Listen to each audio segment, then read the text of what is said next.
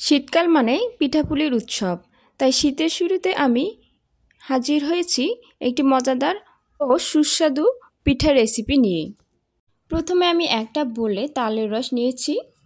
এরপর আমি এতে 1 পট চালের গুঁড়া ও 1 পট ময়দা দিয়ে দিব। কুড়ানো নারকেল দিয়ে দিব। 1 চামচ বেকিং পাউডার দিয়ে দিচ্ছি। মিডিয়াম সাইজের চামচ দিয়ে 2 চামচ গুড় দিয়ে দিচ্ছি। আমি এখানে খেজুর গুড় ব্যবহার করেছি, আপনারা চাইলে এমনি গুঁড়ো দিতে পারেন। এরপর হাত দিয়ে সবগুলো উপকরণ ভালোভাবে মিশিয়ে নিব। সামান্য পরিমাণে পানি দিয়ে দিচ্ছি। পানি আমি এখানে বেশি ব্যবহার করি নাই, কারণ আমি ব্যাটারটা একটু ভারী করে করব। ব্যাটারটা আমার তৈরি হয়ে গেছে। এখন আমি কড়াইয়ে তেল দিয়ে হালকা গরম হলে এতে একটা একটা করে পিঠা ছেড়ে দিব। নারকেল দেওয়ার কারণে পিঠাটা খেতে অনেক সুস্বাদু ও মজাদার হবে।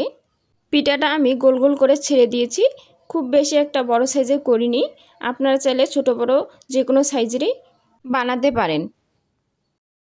এক পাশ হয়ে গেলে অপর পাশ উল্টিয়ে দিব। এভাবে করে ভাজতে অবশ্য বেশি সময় লাগেনি। লালচে বাদামি কালার হয়ে গেলে বুঝতে হবে পিঠাটা হয়ে গেছে। এরপর আমি পিঠাগুলো নামিয়ে নিব। শীতকালে এরকম মজার মজার পিঠা খেতে দারুণ লাগে। পিঠের এই রেসিপিটি যদি আপনাদের ভালো লেগে থাকে তাহলে অবশ্যই লাইক, কমেন্ট ও শেয়ার দিবেন।